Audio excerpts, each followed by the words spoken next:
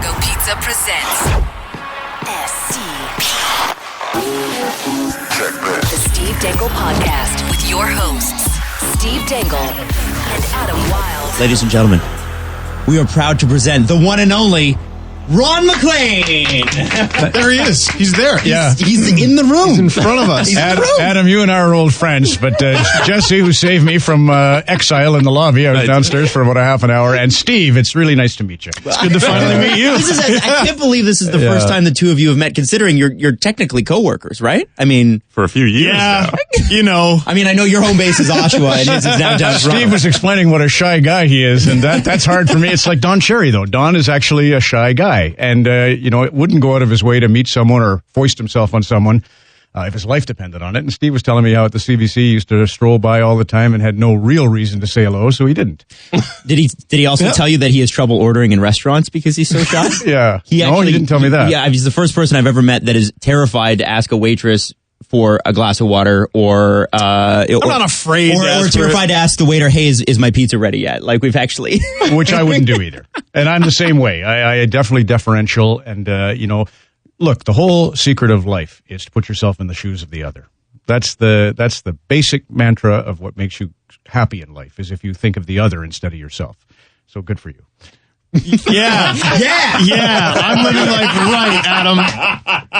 You know how I know that? Ron MacLean said so. Official. You know what? I think you should put that on a T-shirt, man. Honestly, that's a good quote right there. Ron MacLean said so? Yeah. Absolutely, because Ron MacLean said Stone Cold Skull and 316 and all the WWF stuff. You watch wrestling, Ron? I did as a kid. I was a devotee, so it's a whole different racket, right? It didn't have the spectacle, but I absolutely adored Stampede Wrestling, and one of my favorite memories of my childhood is going down in Halifax. It wasn't in Alberta where I grew up. I was in Halifax at the Forum, and I went to see a wrestling show, and Archie the Stomper Gould was wrestling there, and I adored the Stomper. So I had an little autograph book with Gordie Howe, Bobby Hull, and Pat Stapleton. Those were the three autographs that I had. And I went down to meet my hero, the Stomper, who was a bad guy, right? And I walked up to the turnbuckle at the corner, and I presented my autograph book, and he shredded it. My dad was absolutely livid. He wanted to see a manager. He didn't know who he wanted to see because we'd never been together to wrestling. I used to go all the time to the Creative Arts Center in Red Deer. So Dad was upset. I said, "No, Dad, you don't understand. I wanted that. I love." It's like, if Don Cherry tells you to go screw, it's a compliment, right? Yeah. That's the guy you see on TV that you want. So I must have been 13 years old when that happened, and but he tore up your Gordie Howe autograph. I lost all my three autographs, and honestly, I don't collect anymore. Maybe I realized another lesson in life: impermanence. Whatever you have, nothing's going to last, high or low. You're only to go the other way. So I was happy to see it in tatters. It really was a moment, and So I love the Harts. Bret Hart, of course, is a friend. I consider him a friend, but his father, Stu, and my broadcasting mentor really was a guy named Ed Whalen in Calgary who did Stampede Wrestling. And in the meantime and in between time, that's Stampede Wrestling. And I was spellbound by the wrestlers. I don't know if it was the theatrics. I mean, when I grew up, all the TV shows were Gilligan and Skipper, Archie Bunker and Meathead. Every show was based around a hero who was actually the fall guy, the fool. Mm-hmm. Hogan's Heroes, Beverly Hillbillies, everybody that was Bewitched. I Dream of Jeannie a little bit. She was hot and stayed that way, but most of them were put in their place quickly on the show, and that's what I loved about wrestling. It was that tongue-in-cheek element to it. So I always have felt that was sort of why Coach's Corner worked. Is that certainly Don and I didn't sit down and say you be Archie Bunker, you be Meathead, but our sensibility, our willingness to mock ourselves or to be extreme, to the point of almost slapstick. It was there, and it's probably on account of or in my case, my love of wrestling, and in Don's, his love of Hollywood. Wow. That's not the answer I was expecting when I asked you if you like Are we wrestling. out of time? No, that was great. No, that's absolutely fantastic. Ron, the way we wanted to set up the show, and the reason I'm saying this now is so anybody listening, understands that, we're going to talk about you. I want to talk about your background a little bit because it's something that, we hear bits and pieces of, but I think is really fascinating when you actually dive into it. And then I want to talk about some of the issues that are happening today. Like, obviously, we have some news on Lupul and Hossa. Hockey starts tomorrow. Yesterday. Hockey starts tomorrow. We got things to talk about. Sure. But you are an Air Force brat. So you were born in Germany. My father was actually stationed in Metz, France, Adam, and I was breech. Does everybody know what that means? I was backwards in the womb. I don't know what it means even, but somehow I was coming out wrong. And so that meant forceps or cesarean or some kind of a procedure to deal with this birth. And the hospital at the base in Zweibrücken, Germany, had far superior facilities. So they took Mom out of Metz, France. She was 48 hours in labor. Brought her to Zweibrücken, Germany, just across the border, and that's where I was born. So, but we were stationed overseas, moved back to Canada, and then hopscotched the country for the better part of 12 years. Just Nova Scotia, Yukon, and then settled in Alberta. BC, Victoria. Yeah, so came first to Nova Scotia from Metz, France, then out to Victoria for, I think, 2 years, then up to Whitehorse for 5. Whitehorse, Yukon for 5 was the beginning of my love of hockey. Then back to Nova Scotia, then out to Alberta for good. Dad took us his final transfer, Edmonton, and found work in Red Deer, Alberta. So, but that, again, I was an only child, and I was an Air Force brat. And these are all things that contribute, whether you know it or not, to your career, your sort of sense of the egalitarian approach to things, the understanding we're all the same. You know, we know. You learn quickly that we're all very parochial. We're all, if you know, you're a Maritimer, you think that's best. If you're an Albertan, that's best, etc. But you quickly realize that everybody's laying claim to being the best, but they're all the same in that. It's the age of folly. Do you think that moving around that much at a young age, and not just moving around aimlessly, it was moving around within this country? There are very few people I find in broadcasting in this country that can really get a grip on what Canada is. Mm-hmm. And, you know, and I'm not blowing smoke here, Ron, when I say I think you're one of them. I think you're one of them that articulately puts together what Canada is and can find the common ground, because every piece of this country is so different. And do you think moving around at an early age contributed to that? Well, I think it helps your compassion, as I said. I think it gives you a sense of, for me, there's no black and white. I think I gained that a little bit, but I honestly think, Adam, it's more through a combination of my parenting, mom and dad. My mom was just, both of them. I think they both were Air Force, right? So they had learned that. And I think I, by osmosis, got that sense right from the get-go through them. And then all my friends, you know, I had friends who were nomads. So when you're young and you're transferred, it's extremely traumatic. You've built up a little network of hockey buddies, of school buddies, of neighborhood buddies, and then it's taken away from you time and again. So you have to rebuild. And again, that's that lesson of impermanence. You quickly discover that whatever you think you have, it won't last. So you'd best be ready to adapt and to use.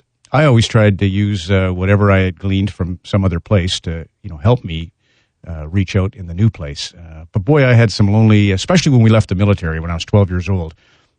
And usually you move to a base, an Air Force base, where there were a lot of like-minded folks, and they were all quickly welcoming you into their little cocoon. But I didn't have that when we left the Air Force. I moved to Red Deer, Alberta, my hometown, which I consider, my hometown. And I knew no one for that summer. And I can remember the loneliness was just god-awful. So it took getting back to school to meet some people and kind of set me back on. But, it is good to move around. It is good to sort of get out of your sphere of influences. That's kind of, and we won't drift off on this, but that's where the world's in trouble right now, is that we live in our social media with like-minded, usually followers and people we follow. So we kind of have that one point of view embedded and encouraged over and over again. And then we have all the media outlets are kind of tailored to a specific political slant or a sports slant, and you go to them. So without moving outside and the communities in our country are all set up. The rich live here, the poor over here, this ethnic group over here, and so on. And rarely do we kind of cross-pollinate. And cross-pollination is really dangerous when it's tried politically. It didn't work for communism. It didn't work. A million examples, and certainly ethnic cleansing is the worst example of. But you need to get out of your own point of view and be exposed to other ways of thinking, and at least moving forces that on you. So Listening, it's a good thing. Listening. Yeah, you really learn. Steve, are you here? It's really nice to meet you. I'm just listening. Yeah, This is the challenge I have when we have guests on, is Adam is a very good interviewer. Yeah. And we usually invite on very good talkers. Yeah. And I love watching interviews, so I find myself just watching. Well, and I'm like, yes, totally. And obviously if you're listening, or at least for me, it's hard to think of the next question, right? Unless you force yourself to concentrate on your question, it's gone, right? Yeah. And it's okay, but I always have that nagging crap. What was it I wanted to ask? I knew there was something I wanted to ask, and I ended up following the ball, which is the better thing to do, of course. Well, so we talked about like your early life experiences moving around the country and everything, but with hometown hockey, do you feel like you've almost had a chance to like rediscover the country? Totally. I think everything, you always find this, I don't know how you guys feel, but you always find that your life seems to have set you on a path whether you knew it or not. So being a traveler was great preparation for the Rogers Hometown Hockey Series. Being an only child forced me to appreciate, I see so many people at the sites, so many special needs folks who come up and stay in the bitterest cold just to be a part of something that they feel connected to, which is Tara and me and the show. And I understood that because I was lonely. I was an only child. So I was inadvertently always preparing for my career. And then even a silly example, when I started out in the business, I was a DJ. I wasn't going to be a journalist or a sports broadcaster. I was going to be a DJ. Were you a top 40 DJ? I was a top. Well, we Adam were adult. We were no Kiss. We were adult contemporary. So we played middle of the road. We called it. First song I ever played was a flugelhorn. Chuck Mangione, Feels So Good. Great song, but it was hardly top 40. However, we played Casey Kasem's American Top 40 every Saturday, 9 to noon. And I ran that show, and I'll tell you a story about that in a bit. But what I was going to say is when you started a song has a bed of music. Could be 4 seconds long, could be 44 seconds long. And the DJ of the day, the 70s DJ, wanted to hit what we call the post or the fade. You had to talk right to the moment the vocals begin. Still do. Yes, and still it's come back. It actually fell out of fashion for a little bit, but now it's back. So I learned mentally, without thinking about it, what 4 seconds feels like and what 44 seconds feels like to create, to edit on the fly. And that's a really good television tool. And I wasn't thinking that way, but nowadays when somebody's giving me the 15, 14, 13, feels very comfortable because I spent my life DJing following that kind of a lead. So that's what it is. Was your on-air name Ron MacLean? Yeah, just basic Ron MacLean. And I remember my first break, Adam, you probably do too, but you have a digital clock up here on the wall. They were new, believe it or not, back in the late 70s, digital clocks. So fancy, yeah. Yeah, so I remember I was going to do my first on-air bit, and I said Chuck Mangione, and the second song was Billy Joel, Moving Out.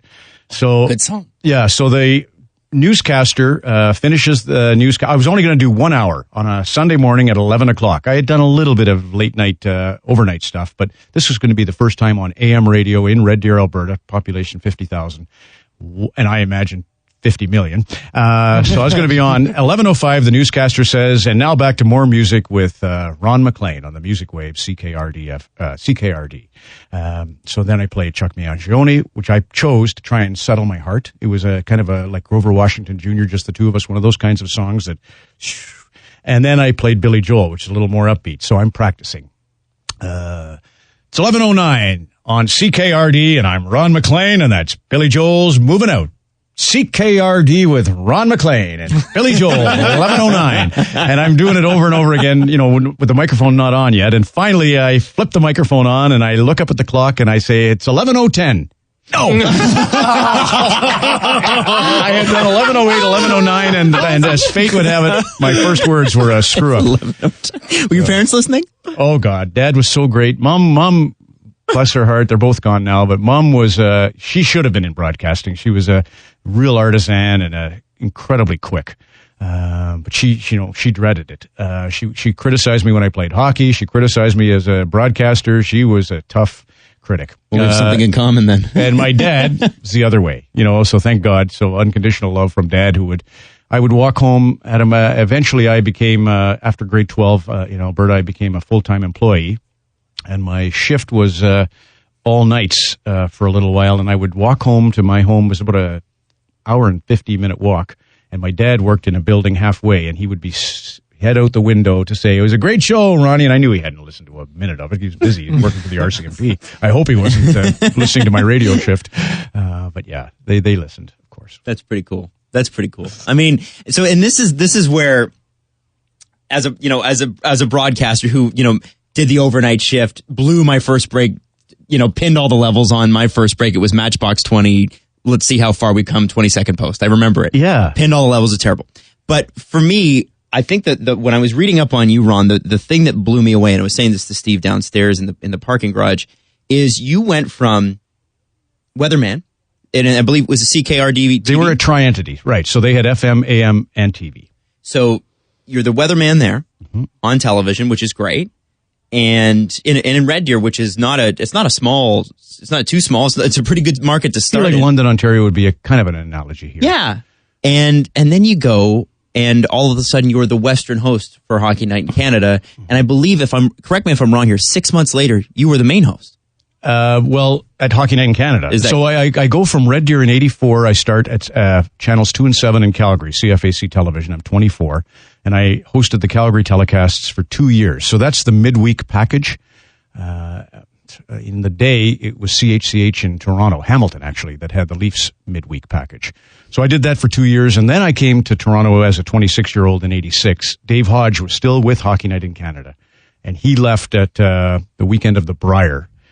He left, so that's 87, the spring of 87, he leaves, and I hadn't turned 27 yet. I turned 27 in April that year, and that's when I inherited sort of the full-time role. But, oh, my God, deer in headlights, scared to death, different time.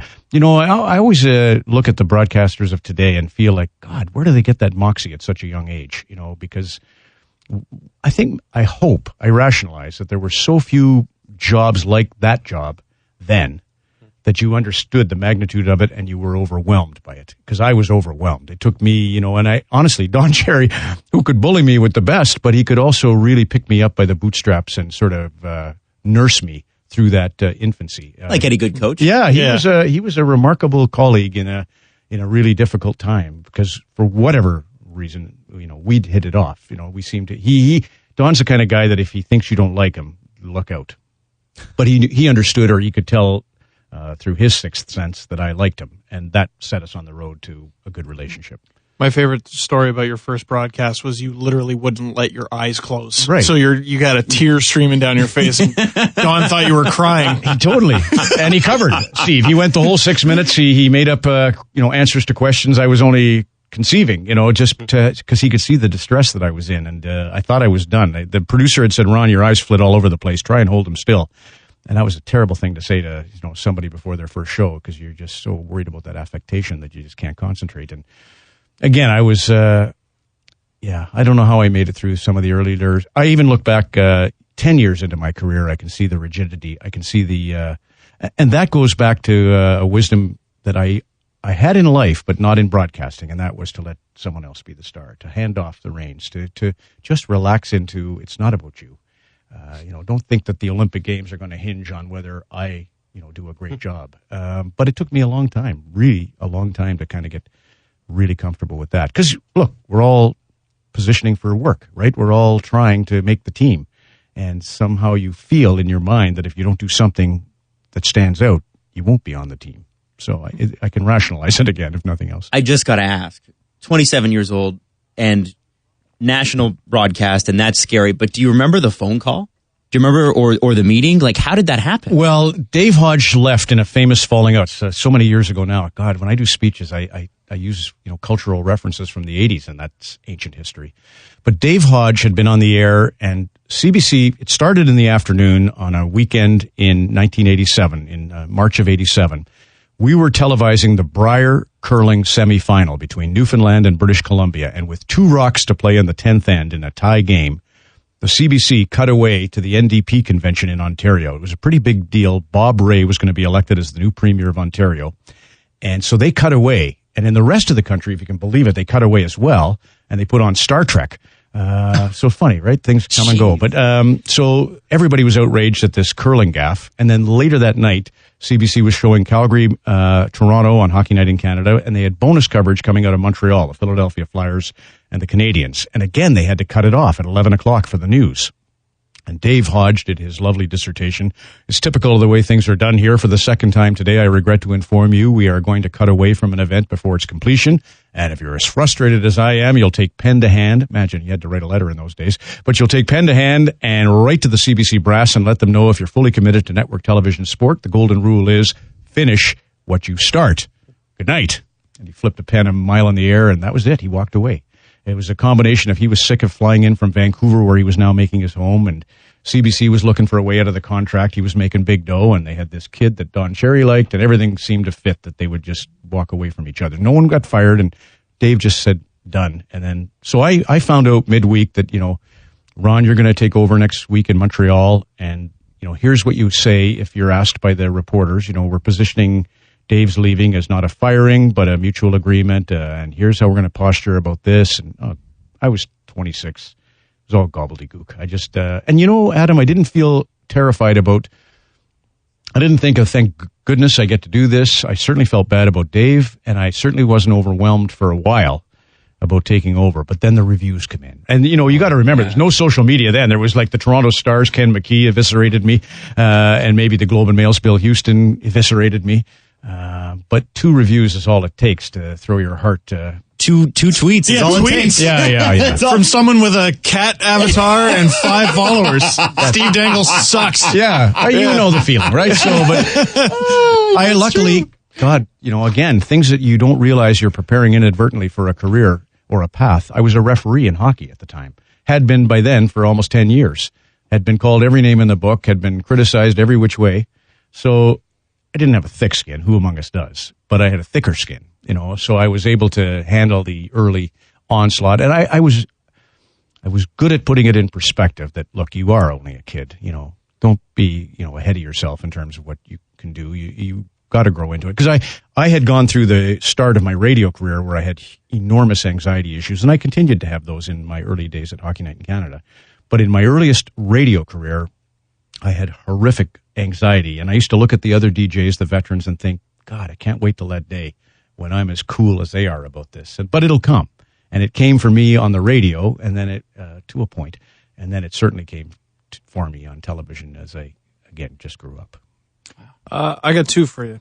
So, what's one of your favorite things you ever had yelled at you as a referee? There's a guy in Schultze was his name at Oakville Arena. They're just refurbishing the arena. The Blades is the junior A team, and he used to Blades. Yeah, he used to call me the cockroach. He says, "Here he is. There's a cockroach. Watch him tomorrow night on Roach's Corner." Roach's Corner. Yeah. And but he had a million, and I liked him. It was like a love hate, right? Yeah. He was doing it with the joy of the audience in mind. So that's where the late Tom Petty, everything he did was a little bit of wink of an eye, and so Schultze was my favorite. And then I remember. I want to say, leave it to you to know the guy, to remember the name of the guy. Yeah. Who gave you the worst chirps in hockey. Oh, most people would be like, screw that guy, and they'd walk away. Yeah. No, I loved it. And as I said, people love it when Don Cherry gives them shit in an airport. They feel like it's a badge of honor. That's because he doesn't suffer fools gladly. He's a shy guy, I was telling you, but he's got a bit of a short fuse with anyone who gets a little too wise or big for their britches. And I loved it as a ref. What the hell? You're a ref. You should get yelled at. Again, back to my wrestling days. There had to be a good guy and a bad guy, and Killigan had to have the skipper, and they had to yell at each other, and you knew it was nonsense. And here's your next life lesson. Wisdom's knowing what to overlook, right? And that takes a long time, but that's the ultimate deal, is wisdom is knowing what to overlook. And I soon learned to overlook criticism or that. I reveled Schultze in it. Guy sounds like a riot. Oh, it wouldn't have been a good night without him, right? Absolutely. What makes you nervous? Like today? Sometimes a big interview, if I feel like I haven't had really, that was kind of taken from me, Steve, was, I think I'm not a mainstream thinker, and I obviously was pro-union on the NHL or on the sport labor front. So I haven't really had an interview where I would, like, if we were to sit down and talk about the anthem kneeling debate, and I had Louis Lapham, who I really respect, editor of Harper's Magazine, now Lapham's Quarterly. If I had a guest such as Louis, or Justin Trudeau, or somebody where I had to sort of delve into an issue that I felt, that's honestly, that's an issue of demonstration of ethics. So it isn't life and death, but it's still an important issue, and I would get nervous for that. I would start to fret about whether I have all my facts right, my history right, my questions right, that I can, in a short, because we're usually live, 7 minutes. Television is murder that way, that you want to get at the truth in that 7 tight minutes. It's so tough. that makes me nervous. And a lot of stuff gets left behind too. That's the tier you're on, by the way. I was like, I wonder what player he's going to say, and you went with the Prime Minister. Yeah, well, yeah. You know, leader of Canada. It's funny. Like I try to think when I introduced the Tragically Hip in Rio de Janeiro. It was their last show in Kingston, and it was a 10 million viewer audience. But I've learned, I'm delusional enough now to believe I'm speaking to one viewer and one only. But I was trying to think how I was going to introduce the hip, and I just remember thinking how I would calm myself by getting out of myself, thinking I'm doing this for Gord Downey. I remember that, Ron. And then I was told in my ear about 5 seconds before I went on that what I was going to do about the Full House at Market Square and the viewing audiences around the country, Scott Russell's now doing. So could you do something else, Ron? And yeah, but I wish you'd have told me maybe 20 seconds ago. Mm-hmm. So, and I had all these athletes around me, some of whom I remembered from the game's coverage, but some of whom I didn't. And I was terrified they'd walk up to me, in the middle of the on camera, and I would, oh, geez, I didn't know whoever. So I had all these little pressures. I wasn't feeling nervous, but I was anxious.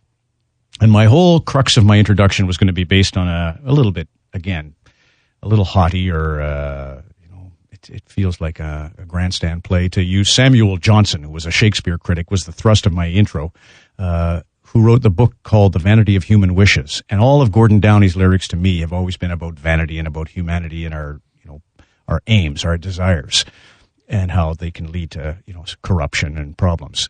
So I wanted to use the song The Wherewithal off Fully Completely, and there's a lyric in that song that I love. I always love that guy. He's not on TV anymore. To get out before, he had the wherewithal, which means he walked away from the fame and the fortune and everything else. But when I delivered it that night, I got it wrong. I said basically it was the night Christmas before. I said, I always loved that guy. He's not on TV anymore. He had the wherewithal to get out. So I'd reversed the last two sentences. No one would know. And it's not I was about to say. I didn't murder Bill Baruco, but I did get it wrong in the hype of trying to remember the 5 band members' names, who I know cold, but you always worry that in a moment of truth you're going to go blank. And that was just a moment where I smiled to myself and think, there you go, Shakespeare yourself, Ron. You got it wrong. Everybody said it was good. And I looked at it and it was a bit hurried, and it had that usual tension of big moment. But for the most part, I got it right, except that I reversed the lyrics to my favorite frickin' song. Who hasn't done that though? In front of 10 million people. I think that's the joy of being a broadcaster. One of the things that we realize in doing a show, Ron, and as you undoubtedly have as well, is that mistakes are going to happen. Yeah, for sure. Wisdom's knowing what to overlook. So the sooner you get past a mistake and realize that in 5 years it's not going to mean anything, maybe in 5 minutes it's not going to mean anything, but some of them, some of my more glaring mistakes, and if you go to my Wikipedia, it's really the 10 apologies. It's the postal workers, or it's Alex Burrows, or it's the first responders at 9/11. I've used a doozy number of metaphors to try and connect ideas of courage or love or discipline, and they've backfired, greatly. But so what? You're trying. You're trying to force. And you know what your aims were. Yes, and I also know when my aims are. Shirley Najak, a producer who has I think the simplest way of saying it. He said, if you work from a black heart, that's trouble. You're looking for trouble. If you work from a red heart, a generous heart, chances are it'll work out for you. But when I've kind of had an axe to grind, which is usually with Bettman over the labor, it can really go off the rails on me. Whereas when my intention, you're right, Adam. If your intentions are good. And the other thing I would say, I always encourage, which is why podcasting has become such a great medium. The basic information we always receive is don't overthink it. Mm-hmm. And my version of life is overthink it. What the hell else are we here for? You got 80, 90 years, Tom Petty, 66 years, and he thought hard and long about what he did, and it paid off, and then when his work was done, it's incredible. But his work was done, he could go. That brings us to Gary Bettman. Mm-hmm. And I think, and I don't want to bring this up in just a general sense. Obviously we've had some pretty specific messaging from NHL head office recently. One from Bill Daly today about Joffrey Lupul and Marian Hossa, which we'll get to in a second, because that is a crazy story. Mm-hmm. But I think the most important social thing is the fact that Gary Bettman told Ken Reed, I think it was last week in PEI, that he didn't think an NHL rink was a place for protest, and that players should do it on their own time. and you've had multiple dealings with Gary, and I'll just be upfront on the show. We don't get him. We don't understand him. Well, he's a lawyer, Adam. I really like him. He gets really upset with the feeling, and I think it's his owners or other people putting it in his ear that you can't be made to look bad. I was told from my bosses, you can't have Don Cherry running roughshod over you, Ron. You're a journalistic, authoritative voice of the CBC. You're representing us. Why? What's the problem with Don loving Bobby Orr and Brian Kilray and fighting? And Dave Semenko. Right. So, and I think Gary gets told sometimes, Gary, you're being made to look bad by this little sniff from Red Deer, who has the audacity to question you on labor relations. But Gary, first of all, he's a lawyer. So everything he says is with a little bit of what are the repercussions? What will I be caught with if I say such? Is it any way this can come back and bite the National Hockey League? Would we be guilty of, chronic encephalopathy, or will we be guilty of unfair labor practices? He's always thinking that way. So you have to take him at that. You have to realize that he's kind of shackled in the way he can't be socially honest like we are. He has to be responsible. That's one break I really cut him. And then after that, if it's the question of demonstrations, take the knee. I am fully 1,000,000,000,000% in favor of responsible comment born of your life. Every one of us has the opportunity to show what we have learned and how we feel, and that way we have a democracy. Without it, it's a disaster. If we decide only so-and-so gets to comment, then again, we're struck with a prism through which to learn that's very narrow. It's hopeless.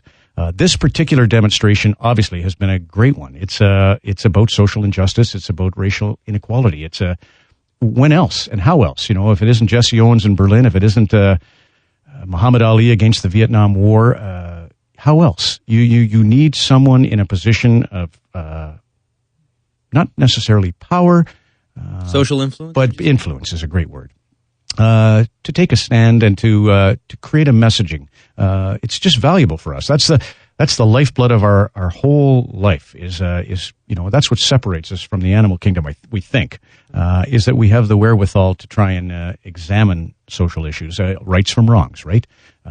All in my life, I've read nothing almost but ethics books. I've read everything John Ralston Saul's ever written. I've read everything Joseph Epstein, Joseph Heller, Margaret Somerville. I could go on and on about the ethicists I've read to try and figure out. Okay, when we do the Coach's Corner, are we leaving someone with the impression that it's all right to bully, be bigot?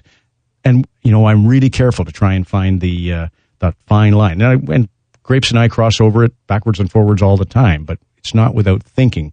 Don, his example on Take the Knee was, he used Tim Tebow and the fact that when Tim used to take the knee in praise of his Lord, that everybody gave him hell. So he felt it was a hypocritical thing to now support this in the media. But as you know, the media's had both sides, and I appreciate both sides for sure. I think it's okay I hate pride and I hate nationalism, but I think you do want to love your country and have pride in your country, just as you would have pride in your child or love your child. Mm-hmm.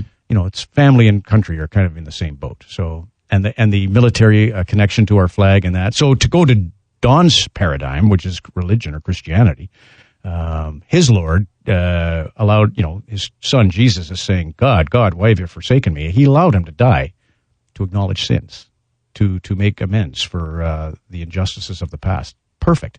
If Jesus and God can come to an agreement that, we are sinners, it sure is behooving to have NFL players or NBA players or any of us. Just as we were, Canada's trying to sort out our First Nations. Egregious treatment of the First Nations. We had the deportation of the Acadians. We had ethnic cleansing in Canada long ago. So it's a great thing that's happening. It's all part of the, the exchange that will get us hopefully together. That's how I think. Do you think the perception that hockey is behind other sports socially is correct or fair? Socially, why? Because of the fighting, or why? Well, okay, the NFL, at least many players in it, seem to take a stance, one way or the other. The NBA seems pretty dug in. Yeah. And hockey, we haven't really heard a peep. Like Donald Trump is using the Pittsburgh Penguins right now, literally using them as propaganda.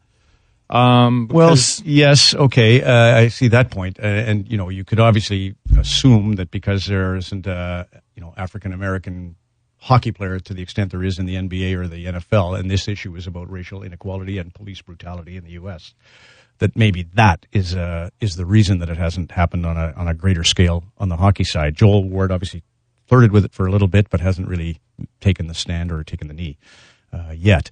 But, again, it's like victimhood.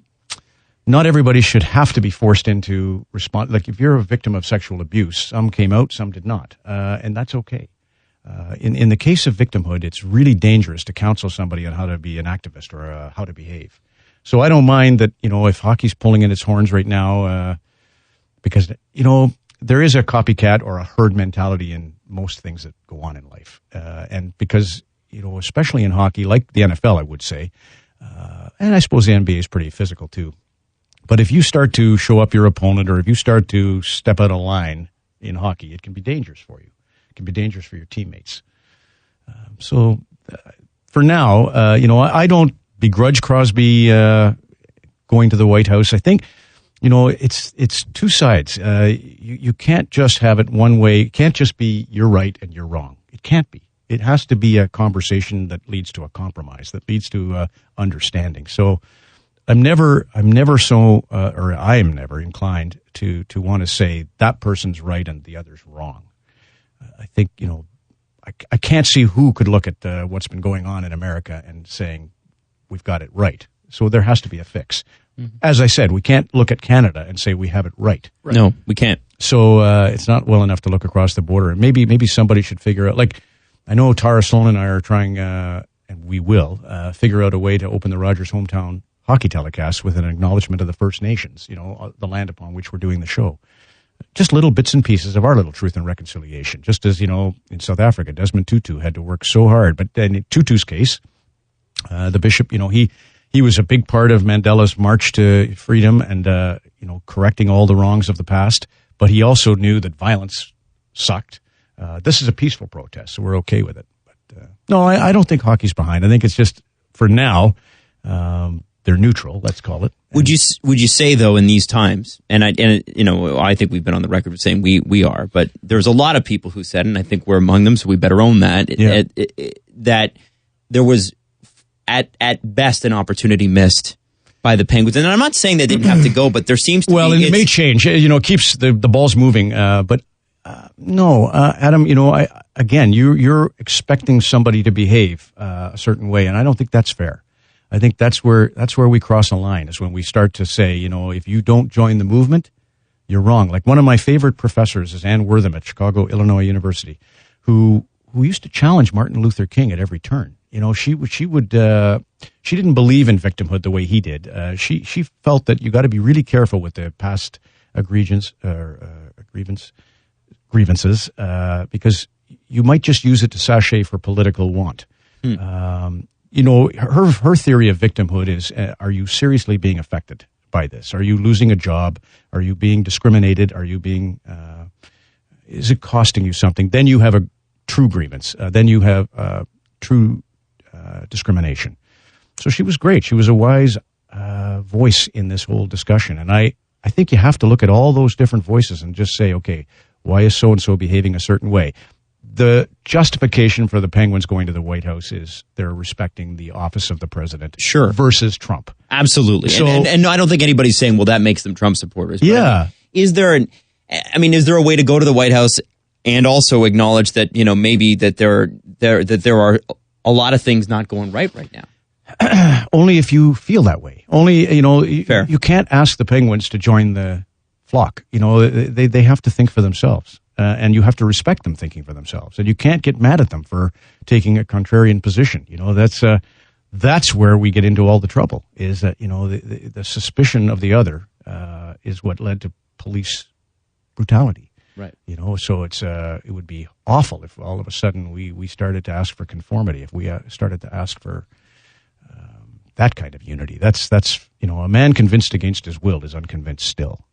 So just let them do their thing, but embrace if you believe in it, and I do, and it sounds like you do. I adore the fact that somebody's using their life to make a responsible comment. Just to see that guy on the bench last night, after Vegas and Tom Petty and Dave Strader, I had a day of just devastating news.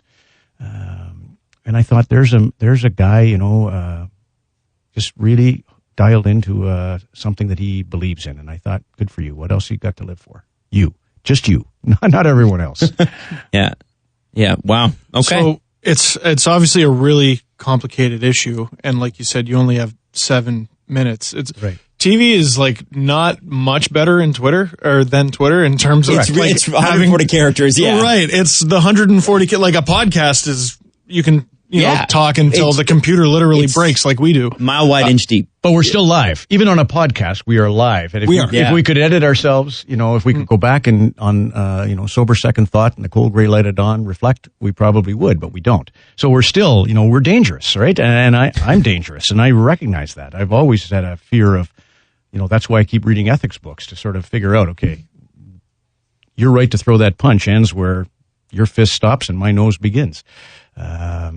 Oliver Wendell Holmes. So you just always are thinking, okay, good God, Ron, be really careful with this medium because it is influential and it is, inspiring.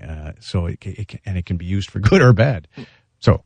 Well, and to that end, do you think this will be whispered at all on Saturday night? That's a good question. Grapes and I'll sort it out on Saturday morning. So you guys talk in the morning? We always talk Saturday morning at 9:30, and then we talk again all during the first period, and we kind of feel it. Like Don's the kind of guy that 9:30 Saturday morning. Yes, I'm Trump. He's been good. This, that, and the other thing, and then we go on the pregame show, and Elliot Friedman happens to mention something about a Trump protest. That's it. That's it. I'm not talking about it. They've already talked. What am I going to, am I going to be just another guy, picking up the crumbs and joining so you never know, right? What Don's going to do. And I never know. That he actually talks like that. Yeah. It makes me feel good. And so mentally I'm just kind of waiting we'll feel it. I think it's an important, or is it? Everything's becoming part of the surge in volume of the media right now. And I'm terrified of that too, that, we just fall into line with, John Rosenthal, I mentioned, I read, he wrote a book called The Comeback, which is about our First Nations. And his line is that we deal in the details of the day, the drama of the day. And we always want to give it a thumbs up or a thumbs down, much like the gladiators, in the Roman Colosseum, instead of really thinking about the solution or the issue or where we're going to go with this. So, when Todd Bertuzzi throws a punch at Steve Moore and breaks his neck, or if the chain of events breaks his neck, thumbs up, thumbs down. Thumbs up, I like fighting, and this is just an accident. Thumbs down, this is an act of brutality or violence.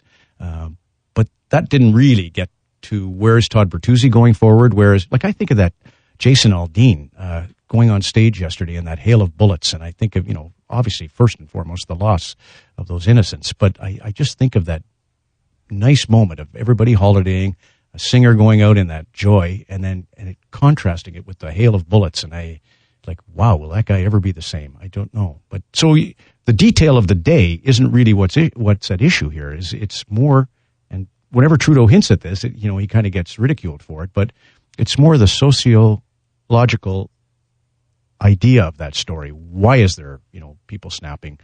What does it mean to the people left? Those are more important than I agree with it or I disagree with it.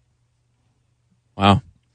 So we'll hopefully that won't happen in 7. And my only route usually, Steve, is to write a blog after Don is done. If I think the issue's that important, give Don the 6-7 minutes, and then I'll write a blog. Kind of contrary in opinion if I feel the need. Like there was one time when Don had a funny coach's corner about women in the locker room, female reporter. It was relatively recent too. Yeah, and again, it's part of it's right.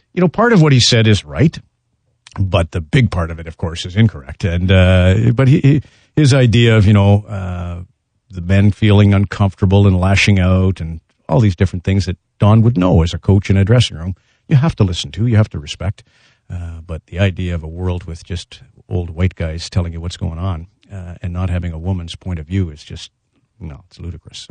But I couldn't say that on the Coach's Corner. I said it in maybe 2 words and then said, I wrote a blog about it. That's the only way to deal with issues that are that meaningful. That's got to be awkward when you don't have a chance to rebut it, and it's like, and Ron thinks so too. Yeah. Well, I've always gone with a stupid pun to try and say there's two sides to the story, or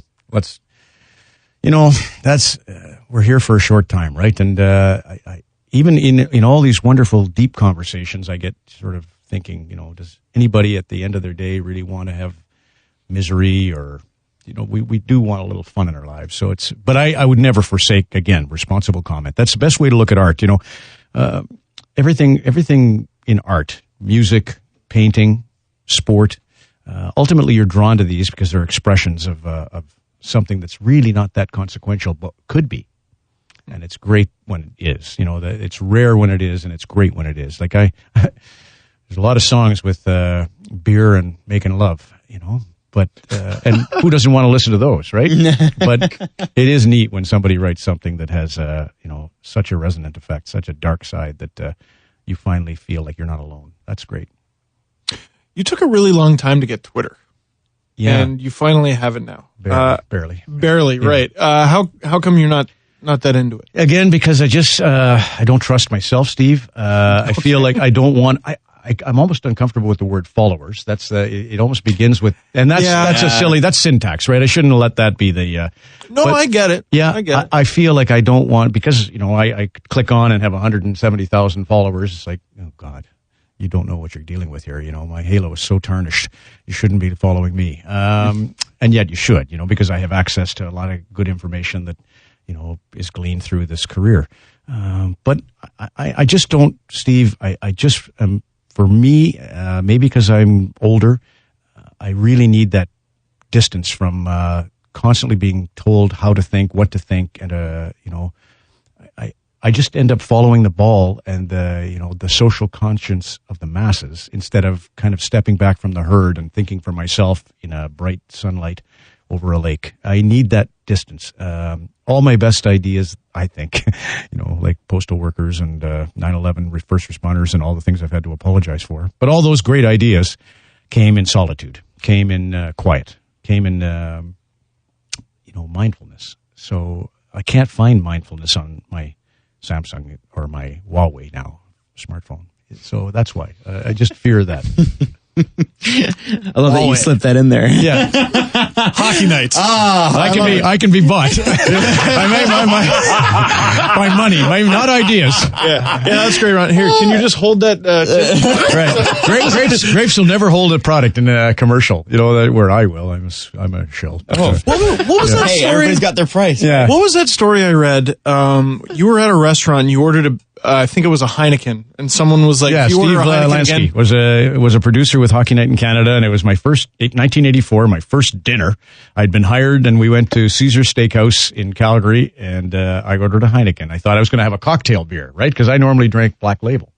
Carling Black Label was my beer, but I thought I would go out. I don't do Mai Tais or martinis or any of that, so I thought I'd have a cocktail beer. I'll have a Heineken." And right away he says, "You work for Molson. You ever do that again, you're fired." And it was a quick lesson. John Shannon, when I first got hired, because Steve and John were partners on the western side of Hockey Night in Canada. And John said, "Ron, remember, no word's bigger than marmalade. We're selling beer here." And that was kind of especially back in the day. It's Molson Hockey Night in Canada. Yeah, it was then. Yeah. And then it's funny, Labatt came because Bud sponsors Coach's Corner now, but I remember Labatt bought us as a free agent in 1994. They took over Hockey Night in Canada. And good year with the lockout and everything. Yes. So Don Kitchen was their head of beer sales, or probably a bigger title than that. Really nice guy, though. I remember talking to him at the Nagano Olympics, and then he died at the age of 44. He had a cardiac arrest, a young man who was just really inspirational guy. Because that's the beer, like all those businesses, ours, broadcasting, they are supposed to make your day. That's the beauty of our vocation is, and the beer business, can obviously quickly not be your friend if alcohol gets you. But he was a great guy. And I remember, again, just an example of I'd been so loyal to Molson. Now I have to be loyal to Labatt. And oh boy.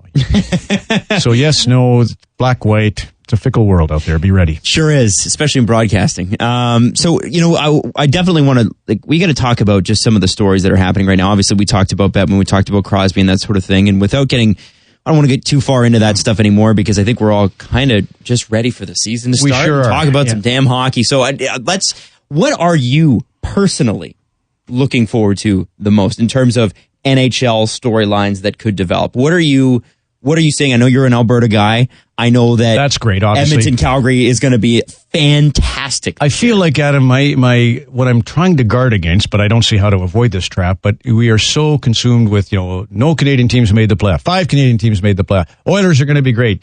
Leafs are going to be great. And we're becoming nationalist.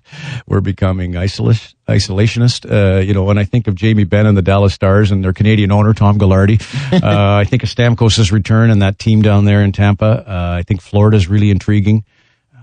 I'm trying to balance, how great last year was with Pittsburgh and Nashville. That was I thought the playoffs were so great last year, and I love the Ducks. They're banged up, Vatanen and Lindholm, so they may not get out of the gate very well, but they were a good team last year, and they're the only reason their experience got Edmonton, much the way Crosby got Nashville and Ottawa. So I'm really looking forward to the growth of the Canadian teams. Who couldn't? Winnipeg, Calgary, Edmonton are all positioned really well to be strong. Toronto's, just fascinating to watch. So much young talent. I'm like everyone else. And it was funny. I don't know if you guys felt, probably have dealt with this, but we couldn't wait for that first preseason game and they had the crackdown. And it was, guys couldn't even look at each other in the face-off circle, and it was 2 minutes, and it was good. They just butchered the start of the Sure did. It took the wind out of the sails. It made me less excited. That Shanghai game, I thought those poor souls, in Shanghai, they got to watch. They didn't know what they were watching. So that's just the way crackdowns that's what go. hockey is now. Yeah. Right. Forever. But it was a shame, right? Because we'd had an unbelievable year, and we felt we had to make changes. And I can't argue that the slashing was getting out of hand. Evidently, by the number of slashing penalties. Mark Mathot agrees, as does his finger. Yeah. So, it was an issue that had to be kind of quietly done. But it was so overt, and it took the game away that it just made it. And so then, if you have this parade of penalties again, like we had after the lockout in 2005-06, is Kyler Yamamoto that great? Is Jake Virtanen back? Is Brock Besser that great? Guys are scoring at will in a game where you're not allowed to frown. So preseason's bad as it is for gauging ability, but this preseason was just wonky. So I'm looking forward to the end of that, and I'm relishing the start of hopefully a reversion to what we had in last year's playoffs, which was incredible. Oh, so great. I'm excited that, at least for the Leafs anyway, the first game is Leafs-Jets. There's a chance for actual hate there, an actual rivalry, because it's kind of like Babcock said, I thought the Leafs vets, and by vets I mean Matthews and Nylander, I thought they looked good, but it was just sloppy. It was gross. Absolutely inconsequential. And as he said about the face-off edict, he says, can they compete? Is it a competition? And that's what you don't want to ever suck the life force or the risk out of life. And you sure as hell don't want to take the competition out of sport. The whole premise of sport is to be a sort of a petri dish version of war. And it's meant to be, as Churchill said, war is meant to be conducted with a smile. And if you can't smile, grin. And if you can't grin, get out of the way. And the laughter was definitely sucked out of the preseason. Yeah. I got to, so there's just such an amazing quote. It's such a very Mike Babcock quote that came out today. Yeah, go ahead. Yep. So they were talking about players, and they were talking about, Steve does it the best. Please don't do that. Don't do that. Players. PL''R. Players. They were talking about, the Matthews versus Laine matchup tomorrow night. And he's like, oh, I thought it was Jets Leafs tomorrow. I forgot. Yeah. You just had that, I loved his, same with the Crosby, the scoring race, when he said, Crosby has the Olympic gold. Does anybody remember who led the playoff or the Olympics in scoring? He's really, and I also thought of, the reason he has kind of the way he speaks is because he's taken so many pucks and sticks to the mouth, from his career as a defenseman. And I thought, when he said that about competes, I thought, geez, we should get Paul Maurice, bless his heart, lost an eye to, stick. But all the faces of some of these guys who are, completely beat up, the coaches, and them trying, Travis Green, those guys trying to coach in this sport that won't allow you to touch one another. But as my wife Carrie says, well, Ron, you know what they'd say to that? They say, oh, Ron wants everybody cut to shreds and losing eyes. Well, that's actually how we'll title this podcast. We'll say, Ron MacLean, please cut each other up. Yes. Ron MacLean loves maiming. One of the things that we're fascinated with constantly here is obviously first and foremost, we were a Leafs podcast to start that became sort of a Leafs / NHL podcast. Yeah. So, we didn't expect it to bring in, audiences from elsewhere. And luckily we have. But two of the most fascinating figures in the game are with the Leafs. And that, I think three, Shanahan, Lamoriello, Babcock. They are real, all three of them, and especially Lamoriello and Babcock, real characters. Yes. When you've dealt with Lou Lamoriello, I want to ask you about him first. What kind of a guy is he? Oh, I love him. And, but I will say, Lou is the love he shares with me. And in 2003, the Devils were playing the Ducks, and I was in the foyer of the hotel after Game 6. They'd lost, and I always remember waking up about 5:30 because we had an early flight, and Pat Burns was already out on the grass making a phone call to Lou, probably, who was in our hotel, but he was phoning somebody. Anyway, I gave Moneyball, the book about the Oakland A's and Billy Beane. I gave a copy to Lou Lamoriello, and not a week later, I received 2 books from Lou signed. One was Vince Lombardi, and one was Yogi Berra. When my father died, first thing I got was from Lou Lamoriello. So he's that, beautiful, loyal guy, but he's hardliner. And Brent Sutter tells a good story. I think it's long enough gone by that I can tell the story, Lou. Brent's coaching the Devils for Lou. And they're playing out in Edmonton on a Saturday night, and then Monday they're going to play in Minnesota.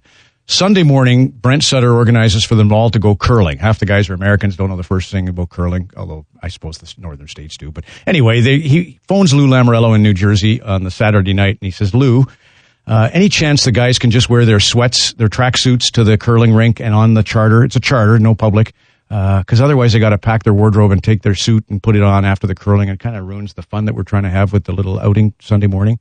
And Lou says, Brent, you know our policy, shirts and ties and jackets on every flight. When they landed in Minnesota Sunday afternoon, Lou Lamoriello was on the tarmac to meet the plane to make sure that the guys were all in jacket and tie. And, wow. So he's, this is the National Hockey League, and it's still for him Providence College. He has so he's fantastic. And, that's why he was so hard. Scott Moore, our boss, was always wanting the rookies to do post-game interviews. And Lou's just got all these different ways to keep you in line, to strip you of your celebrity, strip you of your fame. So he's good. Do you think that's good? Good I in a do. city like Toronto? I do. I absolutely think, Brian Burke used to call it the blue disease. And I do believe that it's important. It can come from within the room. And, there's a point at which, but I think you saw Austin Matthews was extremely careful not to be too gregarious in goal celebrations. He was doing it the way you should. And I think Lou's great for that. Jacques Lemaire is around the organization. Mark Hunter is around the organization. The history of success indicates that patterns repeat. So you should go out and get the people that are successful. And the Leafs, Brendan's no fool. He quickly surrounded himself with, if nothing else, an excuse to say, well, don't look at me. But he quickly surrounded himself with the right guys, and then they teach. Babcock, leave no doubt, as Mike always says. And one of the ways you create doubt is by giving your enemy fodder. So they're doing a great job of a lot of things, including obviously the talent they've selected. He's neat. So that's a Lou Lamoriello. That is insight. So Lou. Does that surprise you? No, not at all. Not at all, right? No, absolutely. And not I guess, and with Mike, what's Mike like? And Mike, same. What I like about he's a teacher. The lessons you've read I don't know if you've read his book, Leaving No Doubt, but he just talks about his mom telling him to stop living in a beer commercial. And again, it's for him. It's accountability. It's just. There's enough fear there that, again, for the modern player, how are you going to tell Connor McDavid or Austin Matthews? You're not. How's Don Cherry going to tell Bobby Orr what to do? He didn't. And you had to be, he said, it was like you walk on eggshells around guys like those talents. You have to be very careful what you say. One time Bobby had been beat on a one-on-one. And the next time he made a great play, took the body. And Don says, good job, Bobby. And Bobby just turned around. Yeah, thanks. Thanks a lot, Coach. He was hot. He was mad that Don was even commenting on Bobby's game. So it's not easy to coach those guys, and the only way you do it is with a bit of swagger. They Pat Burns, Pat Quinn, Mike Babcock, I kind of link with the same, a little bit intimidating, just enough to keep you off balance so that when you get too comfortable, you're uncomfortable, which is usually a good thing. Well, and Pat Burns, before he was a coach, wasn't he a cop? Yeah, and so honestly, Steve, a police officer and a teacher and so Lou Lamorello comes from Providence College, professor. Pat Quinn was a lawyer, trained. All these involve ethics, and these involve how to shape a little society, how to do the right thing for more than the one, but for the group. So those are great foundations upon which to be a leader, and they're all different leaders for sure, but good leaders. And then I guess, Ron, the person that obviously everybody wants to know about is Don. And before I ask this question, before we get into this, I want to tell you what Don said about you. Yes. Because I interviewed him once, and I've interviewed you before, and obviously it's TV setting, so it's a little bit different, a little bit more topical. Ours was about hometown hockey. His was about Hockey Night in Canada.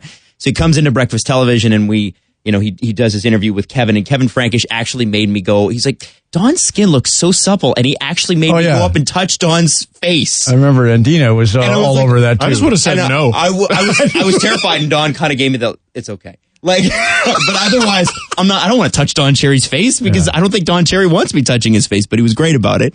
And he's very proud of it, right? Cocoa butter. Yeah, I'm sure he told you. Is that what it is? Yeah. He loves. Yeah, he swears by cocoa butter. What he used to heal up his cuts. Yeah, because it doesn't leave scars. That's it. Yeah. There it is. Okay, so that's good to know. So anyway, Don was great. And so I take him upstairs. We have to do a separate interview for another channel.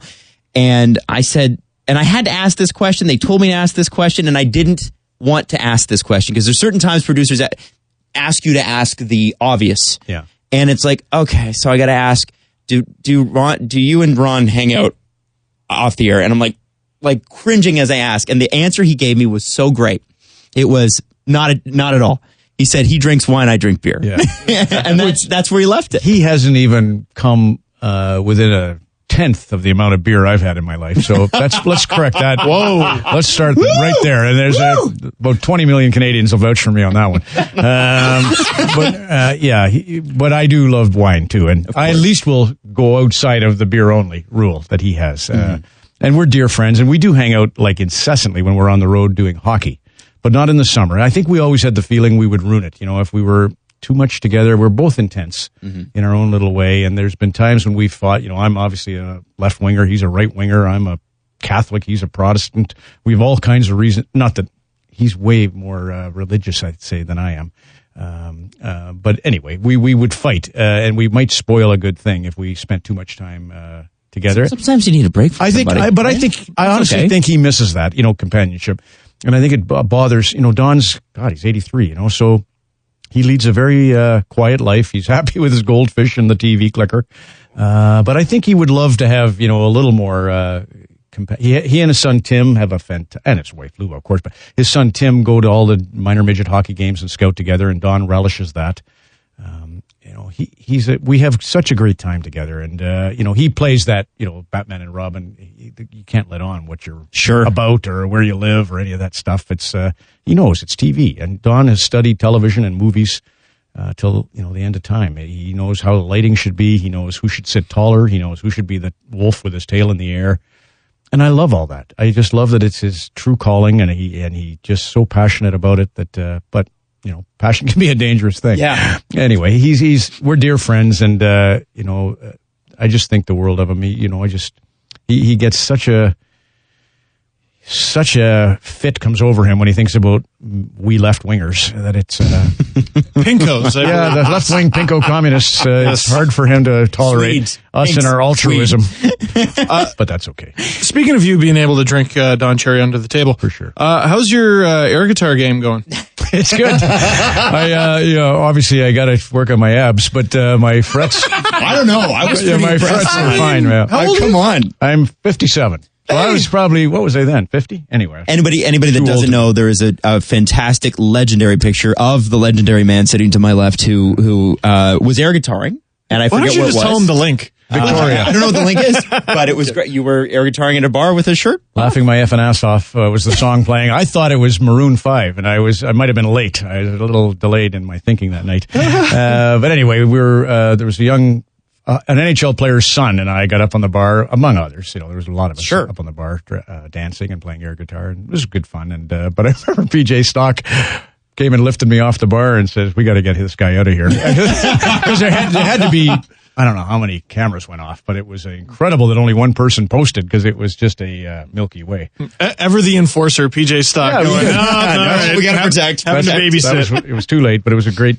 effort. By But you know what, Ron? I hope that I hope you don't look back on that with any sort of regret. Not one bit. No, that's my party trick. It was, and it was a great night. And not a bit of regret. Good. In fact, except that I would have liked to have maybe dieted for about 2 weeks, just done something to cut a little bit. As I said, I was all things considered. Impressed. Yeah, but I was chubby. Take all the spontaneity out of it. Bring baby oil to the bar. I'm just doing what I always do.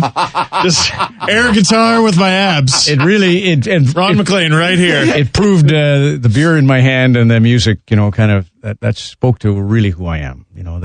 Just a beer league hockey player who loves music. That's the essence of the way I've gone through life. So I was quite happy that it kind of came out so that everybody could connect as, we're real. We're all real. What did Don say?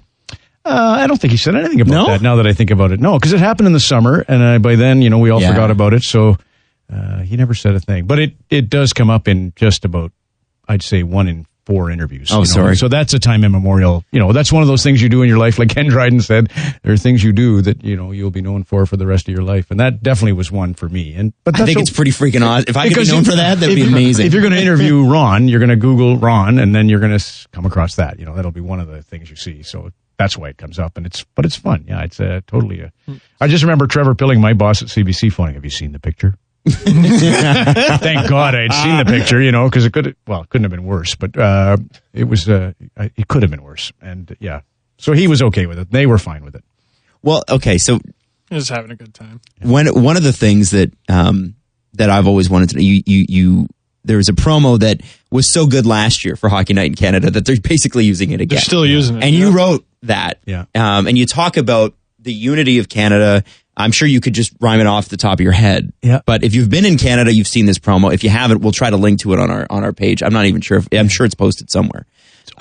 Almost getting on my nerves, so I can imagine yours. No, it's not. It's so great. We don't see it as much. It's like hit songs for me, right? I hear them every 90 minutes, but not everybody's got the chance to hear it all the time, right? Good.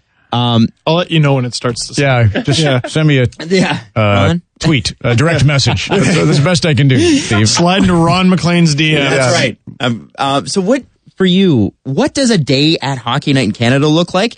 And then tell me how that transitions into hometown hockey. Well, first of all, about that promo, it was one of the things I always wished we would do is run the promo as it was done. It was a on camera. Mm-hmm.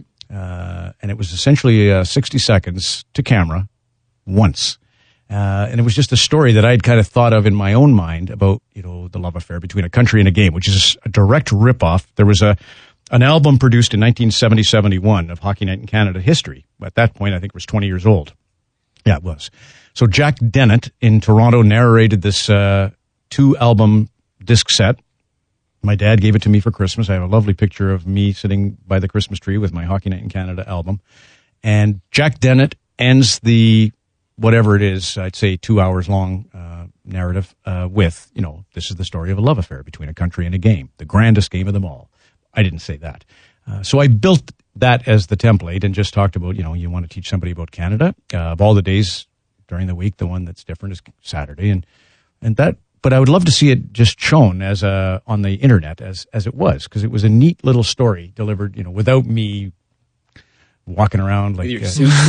Cool suits. That's got to be somewhere. That part, it's got to be somewhere. Well, I have to tell you, the visual didn't throw us off at all, right? I mean, it's beautifully done. It's beautifully done. But I would love to see. I would love to show how simple that was as an online idea. And to give credit to Jack Dennett for creating the concept of a love affair. And he didn't write that; he delivered it. He narrated it. But then, so Saturday, to answer your question, 9:30 phone call to Grapes, quick email to Kathy Broderick, who's the producer of the Coach's Corner, to say, okay, Don and I have talked about, I'd given her a list of things during the week. He's given a list of things during the week that we saw. Mm-hmm. Like for me right now, I'm hot on, it's funny, the things you get, but I'm hot on the saucer pass that Patrick Laine made to Nick Ehlers in the preseason, which is exactly Erik Karlsson to Mike Hoffman in last year's playoffs. The Tom Brady. I'm trying to think of, to set the table, let's put it on a platter, me and puns. But I'm trying to think of a way to start the year with that. Now, I've just said it. Don't you do it Wednesday night, Scotiabank Wednesday night hockey. That's what always happens. Wait, you're right? assuming that they're listening to our show, which I think would be a grand assumption. But I would think. So there's a little bit of Don in you. Well, they did it, so I don't even feel like doing it. Though it loses its luster if it runs Wednesday, Thursday, Friday, and I come on like, by the way, I bet you never saw this, and everybody's saying, what's the matter with you? Do you not watch hockey? So that's my fear, right? And I'm letting you in on a little secret there. And that's how it works. Like I sit all through the preseason, jotting down plays that I like, things that I think, and try to, what the hell am I going to say Saturday night? I still don't know, right? So that's a call to Dawn, email to Kathy Broderick, and then I usually roll in about 1 o'clock on a Saturday afternoon, and I meet with Allison Redmonds, the producer of Rogers Hometown Hockey, so we're kind of looking ahead to the next day, and we go through the final look at the script, which will change again 400 times, but we look at a script for the show in Niagara Falls. Then I do some voiceover work for Rogers Hometown Hockey. Then I go have a shower in the CBC building around 3 or 3:30, and then we meet on the set around 4 o'clock with Nick, Elliott, and Kelly to determine what we might like to talk about in the pregame show and again in the second intermission. Then Don rolls in about 5, and he and I have a quick chat about, we look at all the clips that we're going to do on the Coach's Corner that night, and that ends at about 5:30, and then get ready for the 6:30 pregame show, and then do the show and leave at 10:15 and either get on an airplane or get in the car and try to get to wherever the hell Sunday night is. So just that simple. When you leave on the airplane, sometimes it's BC, sometimes it's Whitehorse, sometimes it's like... It's crazy. It can be going anywhere. Last year, as an example, Grand Falls, Windsor, Newfoundland, I left on a Sunday morning. I left from Toronto at 7 a.m. to Halifax, then to St. John's, Newfoundland from Halifax, and then from St. John's, Newfoundland to Gander, and then from Gander a 90-minute drive. So it's 3 flights and a drive, and right into a corporate meet and greet, and right on the air, and it's just freaking bedlam. We have listeners all over the world. Please actually look up how far that is. Yeah. And then the only saving grace is you're going east, so the game's not till if it's a 6:30, that's 8 o'clock we go on the air in Newfoundland. So you have that time on your side, and when you fly west, usually take the midnight flight to either Vancouver or Calgary or Edmonton. So in the case of Vancouver, if it's a midnight flight, I'm landing at 6 in the morning. I'm getting to the hotel at 6 in the morning on a Sunday morning, but it's one day on adrenaline. You can fudge. And if I go blank, it's just Tara. I kind of make googly eyes, but she has a question because I freaking don't even know what town I'm in. But I love that show, and that it's worth the aggravation. And that show is basically, land, do a corporate meet and greet, it's a neat show because we get all the mayors, the MPs, the MLAs, or the, members of the legislature or provincial government. They come first and we do the VIP thing, and they usually bring, a couple of special kids or something. And then we do the show with all the folks there, and it's just energizing, and it's rootsy, and, some people might consider it corny, but I don't. I just think it's, it's everything that the game really is. It's a beer leaguer, it's a minor hockey mom and dad and their child, and it's great. And sometimes it's the NHL guy going back to give back. For sure, Adam. The guys love it. They're more than anxious to be a part of it. That's cool. All the NHLers get there because roots have success. There's a skate sharpener in every town. There's a coach in every town. There's just so many people responsible for them making it. In the case of Jamie Bennett was Larry Orr in Victoria, and I could, they all have a story that makes us feel like it's possible to be either vicariously in the NHL through the person we push there, or the Olympics in the case of the women. So it's a great idea. It's just, as I was telling you off the air, if there's such a thing in a podcast, but it's an expensive show to conduct, and it's tricky. Sunday night's a big television night, so we're forging one step at a time through kind of the coffee house approach to music. We're just going and building a loyal group of people, like-minded people who want to see a show that's goodwill. It's a show that's less cutting than most of the shows are. It's very supportive, that show. And there's stories, right? It's a real, I mean, I think it's the first time I've seen, especially with hockey, because, football's pretty good at it. Baseball is sort of cut and dry. I find it's a lot of numbers. Mm-hmm. Football's really good at, let's do a feature on this guy and let's go back to his hometown. And I feel like this is the first time in hockey where we've actually seen, let's do a feature on a town. And oh, by the way, these 3 guys came from that town. And I think that's sort of a cool angle to have. And you live in fear you miss someone, right? Yeah. Yeah. So, but I'm with you on that. It's and it's, I wish, well, lots of wishes, but, it's just, I hope it makes it because it's and there's no reason why it won't, but it's just, I always look at the money. And of course. Yeah. It's just one of those shows. We travel a big things. circus. Yeah. So podcasting is cheap, right? That's one of the reasons it's become such a success and such a, go-to medium. Well, no one wants to buy it, but they will now. well, hopefully. I mean, Ron MacLean's on. No, yeah. no. I mean, thankfully, we've had a sponsor for years that's believed in us from the very beginning. But it is almost impossible to sell. We've tried and tried and tried. It's crazy. But I do think, Adam, it's the one that's it's just getting bigger and bigger. Yeah, podcasts are bigger and bigger. People really enjoy it. It's a way to just take that quiet time that I like. So. Speaking of podcasts, how many others, or have you been on any others? Yeah, Jonah Carey and I did one. He's got, Jonah wrote Up and Away. He's a Montrealer, now living in Denver, Colorado, most known for his baseball writing, but he and I did one. I did Jason Strudwick, Edmonton Oilers. Oh, yeah. That might have been television, and I guess it was just like this. So I've done a few podcasts. I did Toronto Mike. Mike, yeah. So I've done. Yeah. So Toronto Mike was really enjoyable, and I got beer from Great Lakes Brewery. So I'm looking around the room. Sorry, it's important. They're not even a sponsor, but we did get you a pack of hockey cards. And I love that. One of us might get the Sidney Crosby autographed Adam, one. are these the Timmies? These are the Timmys ones. Yeah. So I have a dear friend who I play hockey with on Wednesday nights. His daughter, Holly, he's got 2 children. Ben is a good hockey player, but Holly's fanatical. And they don't drink coffee, the parents. And they would go through Timmy's 2-3 times a day ordering coffees just to get the cards.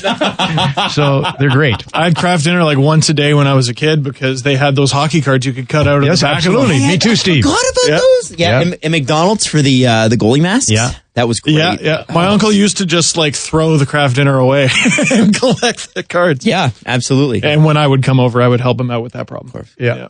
Are we doing it? Oh, yeah, I think we got to open. Oh, see what we got? Yeah. I mean, you see the new commercial with Nathan McKinnon? Of course you did, but I love you can't beat the one last year. Where he gives his assistant captain over? Who goes first? Jesse's your mic hot, or can it be hot? He's hot. It is. Jesse Blake, what do you got? Always hot. Top of your pile. First card. He's so gentle with opening those cards. Very dainty. Imagine him on I got Christmas. an Erik Karlsson. Wow. So don't give them all. You got an Erik Karlsson. We'll see who beats you. Okay. All right. Adam? I'm going to counter with newly extended Craig Anderson in Ottawa. Yeah, no, you don't beat Erik Karlsson. No. And neither do I, although I got a hell of a defenseman, Dougie Hamilton of the Calgary Flames. But very good. And I got captain of the Montreal Canadiens, Max Pacioretty. Karlsson. I got Jesse. You won the first. Wins round 1. Point Jesse. Okay, now this Jesse, who do you got now round 2? Round 2. Connor McDavid. Holy cow, what a pack. All right, everyone else just put down your card. Yeah. But wait, I got one. We'll have to have an opinion on this, who beats who. I got, I'm glad that you can compete because I can't. I've got the game day action Mitch Marner one, which is from January 7th this year. And it talks about he got second star honors and he dished out 3 assists against the Montreal Canadiens. And it was just a highlight card. So that's what I have. So I'm definitely not beating Connor McDavid on that one. Steve, I'm going to hold mine. So you go next. I want to be good. Because then you can decide whether you think I beat McDavid. Well, because I got a game day action as well, but it's Erik Karlsson. Oh, you're too late. We could have doubled down if it was the first round. But all right. Do you think that Tim Horton, the 100th anniversary of the NHL, does that beat McDavid? I think it does. Well, especially because it came from a Tim Horton pack, It right? does. I got to feel that's like having the Ace of Hearts, right? Yes. Although, That's a joker. Well, especially us Toronto sports media types, we would definitely pick a Maple Leaf over Connor I agree. McDavid. The guy who actually played for the Leafs is better than the guy who wanted to play for the Leafs. Yes, I agree, Adam. Very good. Very good. Ron MacLean, you agree? You agree? Good. yeah. Steve, there's no. Good to know. Final card, Daniel Sedin. Damn, that's a good one, too. That is a very good one. I have Washington Capitals starting goaltender Braden Holtby. Love him, but sorry. No, so I'm going to go. I got Nathan McKinnon. So again, I'm a Tim Hortons employee pack. But so I got McKinnon. But I got Jeff Skinner. I don't think that beats We Nathan got McKinnon. shafted, man. These two yeah, I know. with their cards. I That really- makes a lot of sense, though, that Jesse would have the best back. Yeah. It's kind of the So way I'm in that- here. I'll give you another secret or a glimpse into how life is for Saturday night. I'm trying to think of what to do with that. Take the knee and Donald Trump, depending on where Don goes. Right. So I'm always thinking of puns. So since we're playing cards, I say to myself, McDavid's got the heart, Crosby's got the winning club and a ring full of diamonds. Don calls a spade, but luckily there's no Trump. It took me a long time to get to that on Hockey Night in Canada, but I think you got to do it. that's the card. You got to go for Yeah, that. That's the card. Well, I just did. Oh, Your podcast, is that not good enough? I was hoping you would do it again, I Yeah. guess. So that's really good. Yeah. Adam, don't you ruin this. Sorry, the reason I asked you the podcast question. Never coming on again. I'm hoping you You're repeat going to see me. You're going to see me Saturday night. I got nothing. Everyone goes, he said it. He did the thing. No, I saw it wrong. I could have swore you went on Strombo's podcast. Well, I went on his show. I don't know that it's a podcast. It's a show. Okay. So he was at the house. We had a fantastic, it's a CBC Sunday night radio show, Steve. So he had the Colorado were in performing at his place, and then we did the radio shows aired Sunday nights at 8 o'clock. It used to be funny when we were doing Rogers Hometown Hockey the first year, and Strombo had taken my job, which I loved. It's okay. I was fine. Except that he was tweeting about his stupid CBC radio show against our own Rogers Hometown Hockey. I don't even think George was doing the tweets, right? But it was like everything was about his radio show, and so it should be. And he's actually on Rogers Hometown Hockey at that time. So he was a machine that year doing all kinds of different things. But I loved doing the interview and it was really, great, gracious, typical George to have me come and do the show. That was last spring. It's very broad, so it's not the greatest question, but what did you think of that whole saga? Well, I remember vividly, again, it's a lesson in permanence. Don't expect things to stay the way they are. Be ready to get ready for change. I had just come from the Olympic Games in Sochi, and I got home on the Tuesday night, and on Friday I flew to Vancouver, and that's where Scott Moore met with me, and he said, Ron, because Rogers had just taken over the rights, he said, we're going to have changes. You won't be the host of Hockey Night in Canada. I can't tell you who the new host is yet. He says, but we're creating a new show on Sundays, Hometown Hockey. And I thought, great. I loved the idea of that show. Honest to God, God struck me dead. I'd been at Hockey Night in Canada at that point 28 years. I was 55. I could kind of see the reasoning behind going younger, going different, if nothing else, because they were going to rebrand. They were going to launch with this idea of destination television's over. We are now distribution television. You're going to get to see the team you want on the channel you want. Yeah. So why not have a different host? It didn't faze me one bit. And then, as we all know, the strange thing that just happens is, the perfect storm. In year one, 5 Canadian teams made it, but we were looking at Hockey Night in Canada, or if not at it, for it, and we couldn't really find it because Ron and Don were on, and that was a bad thing, right? Because you got a taste of us, but we were down to 5 minutes. They were really trying to squeeze. They were trying to get rid of that whole thing. And poor George was being asked to do all these things that just weren't comfortable for anybody. They were standing here, there, and everywhere on the set. His strength is interviews, and he wasn't really getting to do that. And if he was being asked to interview owners. And he isn't the kind to ask the question of an owner that, draws blood. So everything went against poor George. And because I was the incumbent, everything went in my favor. It would just feel easier for all of us if Ron returns. And we carry on for a little while. But in my mind, Steve, David Amber, Steve Dangle, Darren Millard, somebody should be hosting Hockey Night in Canada going forward. Adam, well, it doesn't matter who it is. And I do Rogers Hometown Hockey. That was what seemed like the ideal. But there's a great synergy between the two, too. So it's nice to have Saturday night to sort of tease Sunday. It's nice to take the community lessons I learn on Sunday back to Saturday and vice versa. So for a while I still have energy, that's, it's a great doubleheader for now. Absolutely. Great to hear. And by the way, the correct answer for who takes over is Jesse Blake. Okay, obviously. Jesse's loaded. I should have picked him. Absolutely. Future NHL owner, Jesse Yes. Blake. I don't know how he'll do it, but he'll be one of the team owners. Absolutely. For sure. For free. Yeah, Somehow. we'll be doing this podcast. He'll be owning them. So Jesse left. Jeremy Jacob bequeaths the Bruins to He Jesse. told us all to go screw and yeah. I'm not going to argue with any of this. I have to thank you because you blew up my phone last year. Yes, right. You Jerome mentioned me McGinley. on that's. I'm glad you remember the subject. Yeah. Because as soon as Don heard it, he forgot and started talking about Evgeny Malkin. Oh, I know.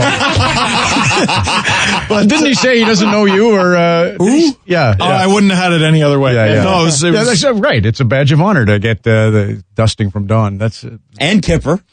and Kipper Kip, gave him the goods too. But yeah. but Well, yes, and Don's was even more dismissive. Who? yeah. And he was absolutely right. I'm just honored that you I happened to loved watch it. that broadcast. I watched just about all of them, Steve, because I tune in. That's a big part of my evening. Is usually I flip a little between Bob McCown and Tim and Sid, but mostly Tim and Sid, and then right into the Hockey Central show at 6:30 is kind of my routine each weeknight. So I see you all the time, and you're terrific. It's a great little template the way you've created that. But that one was bang on. I mean, Jerome McGinley, he missed the Hart Trophy for just a terrible reason. No, an American writer didn't even have him on the ballot, and that's how he lost the Hart Trophy. So, do we actually know? Because I've Which heard writer? that rumor, but I didn't know. No, it's in his book. I don't know who specifically the writer was, but one American writer did not list him in the top 10, and that one, if he'd have been 10th even, that one vote would have given it to him over Jose Theodore.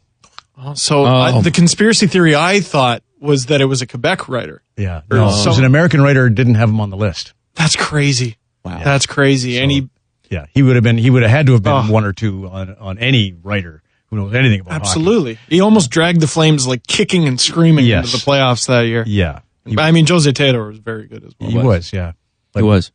Yeah, I don't know. It's just crazy to me that he wasn't in the top 100. There were a few. I don't know. The guys who I kept ripping was Patrick Kane, who's not even 30. Yeah. And Jonathan Taves, who I think might have just turned 30. Who are excellent players, but Joe Thornton's not in there? I love Taves too, but I agree. It just wasn't time for Jonathan to be on that list. And that's okay. He can be in the next 100 years. Yes. Yeah. He might not be there to see it, but But that's the thing is that most of that 100 list wasn't. Wasn't that a special, just to see the guys on the ice at the All-Star game in Los Angeles, the current players and then the alumni, the greats of, hockey. That was one of my, we had to sit down with, obviously, Wayne and Mario and Bobby Orr, and all that happened, was really, it was a terrific thing, the Los Angeles All-Star weekend. From a Toronto perspective, this is as good a chance this next 5-year period as I've ever. Now the show's starting. All right, here we go. As we've seen since Doug Gilmour arrived for this team to win, and if it actually did, what do you think? What do you think we would see? You've been an Oakville resident for 28 years. Yeah. What do you think we would see here? Well, the thing about the Gilmour 93 run, and they had it again in 94, but that was a surprise. That was Cinderella.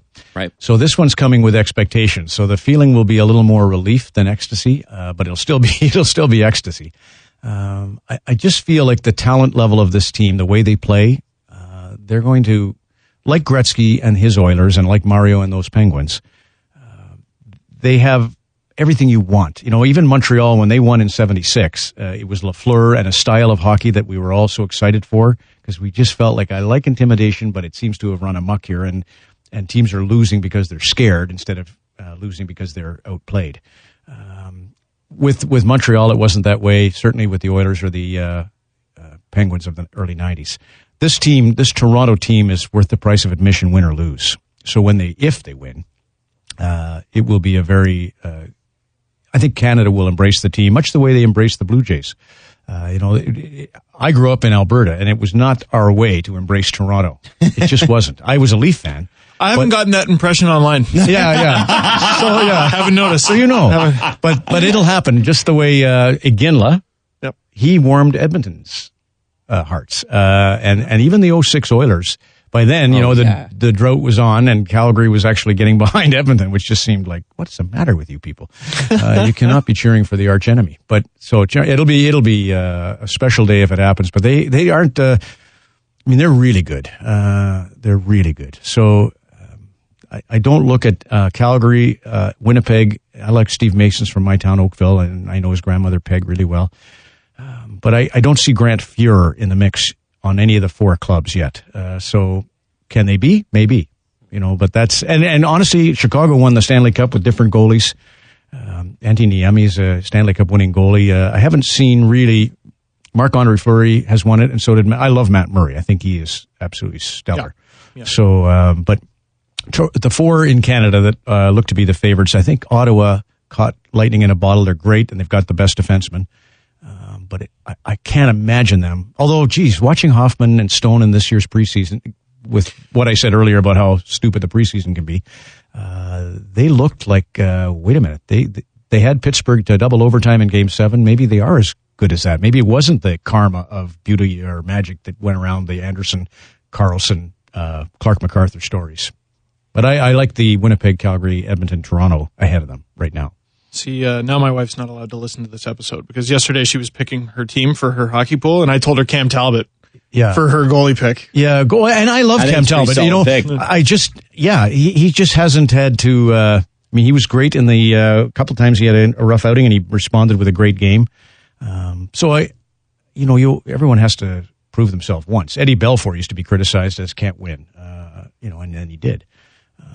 Certainly no one said that of Cam Talbot. Everybody loves Cam Talbot.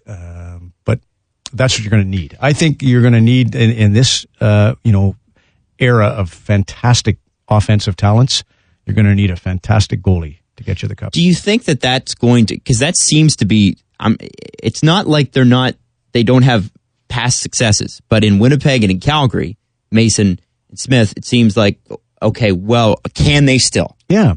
As I say, Eddie was kind of late when he won. Mike knows, in the case of Calgary, Mike Smith knows that he just has to be solid. He doesn't have to steal games for a while. Against McDavid and Draisaitl and that crew, he's going to have to steal a game. And I think he can. Mm-hmm. I think he's had years where he was that great.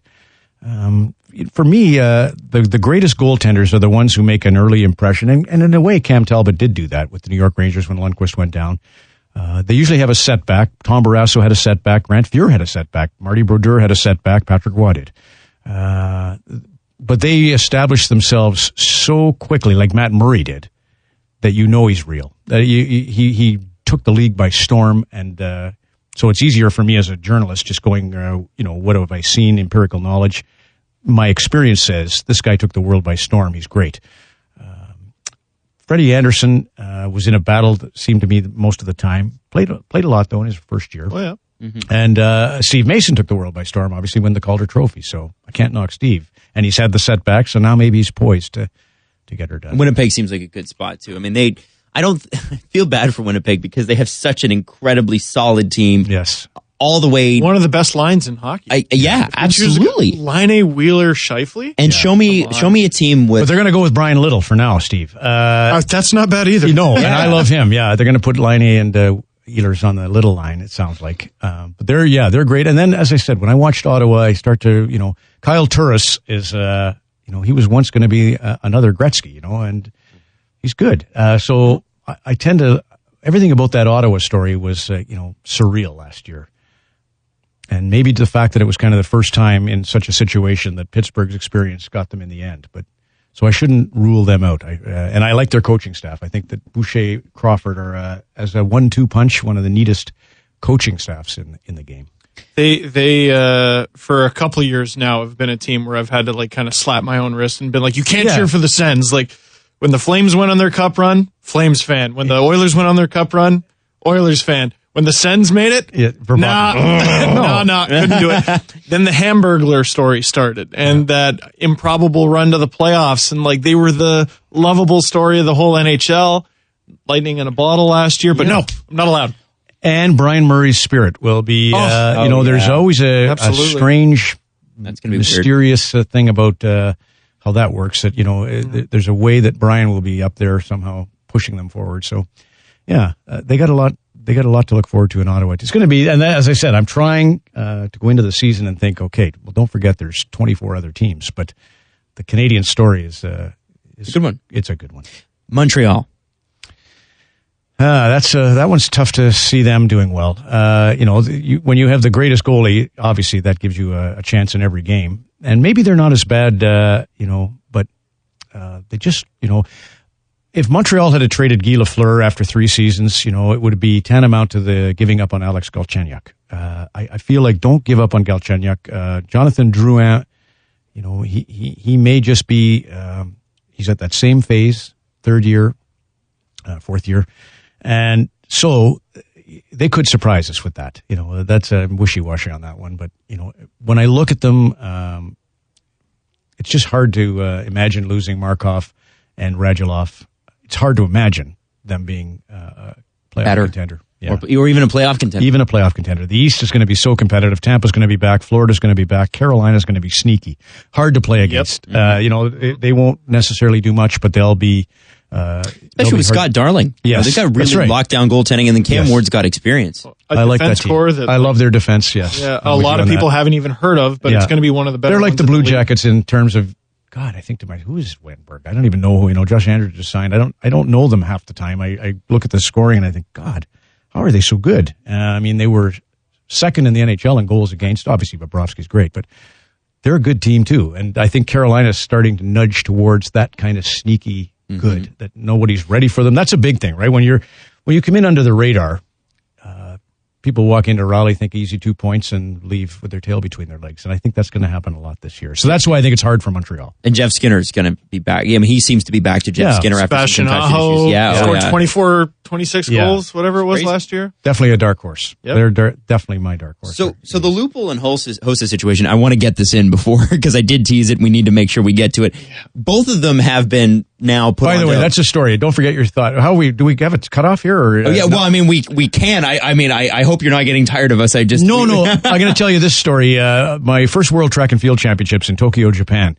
We went on the air. We record stuff all day long, and then we package a 3-hour show for Saturday afternoon on CBC. And we're promoting, and coming up, the world's fastest man, Leroy Burrell. And don't forget, when we come back in a few minutes, you'll see the fastest man in the world, Leroy Burrell. Leroy Burrell's 986. He's on the track coming up. And this went on for 2.5 hours as we're packaging. Now we're getting ready to tape the last block of the show, and it's high jump. And I said to the director and the producer, I said, did we run the Leroy Burrell race that we were talking so much about? And I hear a lighter going off. The director, Rob McCaskill, he smoked. And right away his lighter started flicking because he knew we'd screwed up. We hadn't put the Leroy Burrell race on. Oh, no! So now we're live on the air to Canada, and it's 5 and 6 in the morning. We're all so tired. We've been there since 9 a.m. We've been there like whatever that is, 15 hours or more. And so anyway, we got it in. So to answer the question about Joffrey Lupul, and the NHL has gone through the second opinion process and deemed that in fact Joffrey Lupul is unfit to play, so he can be on the injury reserve or IR. The only slight question I'll have for Elliot and whoever's on Saturday, because I'll probably quit. All my stuff will have been used up. Is how do the doctor in the NFL and the NBA, doctors become team doctors by tendering for that opportunity. So there's a tremendous amount of corruption in terms of how the owners of the teams and the teams themselves could influence the doctor to be pro-team in their ruling. This has been outruled by the NHL seeking a second opinion. Again, Bettman is smart. He doesn't want that risk. But make sure that the doctors who work for the teams are independent and not haven't bid for the publicity of their own office, their own practice. Because then there's the possibility of some hanky-panky. Lou Lamoriello's a thoroughly honest guy. It would have been wrong to even accuse him, but he's also, they've got the history of finding ways to get around the cap, and so they should. Every team's trying to do that. I'm glad to hear that it's legitimate, but that's in concussions, our biggest fear right now is are the team doctors really independent and trustworthy? Because they wanted, for advertising's sake, to be that team doctor. That's a bit shaky. Fair enough. Wow. There's a different perspective. So, mackerel. I think we do have to cut off because I do know that we have a show My coming in parking after meter. us. Oh, good. Who's next? They're the wrestling show. Oh, it's great. actually The perfect top that you're here. turnbuckle. Yeah, good. Love you. Yes. Can't beat those guys. Well, they moved actually, Ron, I have to say, they moved out of the way for us so we could accommodate the second hour of the show. So we have to give them a big round of applause. Yeah, Thank you to them. really It's appreciate it. a legitimate studio here. But Ron, thank you so much for being so gracious with your time, for waiting half an hour downstairs because we couldn't get it figured out. I blame myself. No, it's not your fault. Half an hour? No, I don't even. Oh my God. I was 20 minutes, but listen. Oh my God! I've only been with Rogers now for 3 years, so I don't expect him to know me. They can't just let you I can't just. visitors I'm pass. not going to just walk into. Where's my visitors? Oh, you took it from me. I Yeah, have Jesse it, has it. yeah. Yeah. I'll return it. Jesse has McDavid and Carlson and my pass. Oh my God. When was the last time you had to show anybody your license? Oh, I can't get into the CBC building either, Steve. Really? Humility is another. Here's the last lesson in life. Humility. It's one of the golden pillars. That'll keep you good. So. You don't just point to the giant picture of you? No, yeah. Mine's gone. I'm Rogers now, right? So the CBC Wall of Fame is gone for me. And thankfully, because it would just give me a bigger head than probably the beer does. Well, Ron, thank you so much for your time. This was so much fun. Yeah. Best of luck on both Hockey Night in Canada and Hometown Hockey. And I know I can speak for all of us when I say we all hope that we have the pleasure of working with you on a like at some point somewhere down the road, more than just this show. I mean, I think it's everybody wants to get close and understand what makes you tick because you're so great at what you do. Adam doesn't mean that. He wants to take your job. No, I do. I told you, I'm looking for somebody to a little mercy. So I hope it's you, Adam, and I hope it's you, Steve, and Jesse. Well, that'd be great. Not that, but we would love to learn from you and not take you should do Hockey Night in Canada till you're dead, Ron. I'm seriously. So thank you for making time for our little show. We genuinely appreciate it. And I can't tell you how many people message me, like DM me going, you got to tell Ron that he and Don did so much for me. There's a guy named Yak Attack from San Francisco who said, you just got to know, I watched all their clips and I love them and please pass them. Most of them wanted to ask about the picture. Yeah, that's right. Well, laughing my effing ass off. That's the song. So now you can put the music to the picture. All right, we'll be back Thursday. Thanks so much, Ron MacLean, and thank you, Eric Prime, for also doing the production on this show because it was helpful. We actually did it from a real studio. This is the studio I used to deliver Bob McCowan's tea to. Large tea, milk, double sugar. And Jim Kelly, 1 creamer. Follow the guys on Twitter at Steve_Dangle, at Adam WYLDE, and at Jesse Blake. The Steve Dangle Podcast. Brought to you by Panago Pizza. Order at panago.com and stuff your face with deliciousness.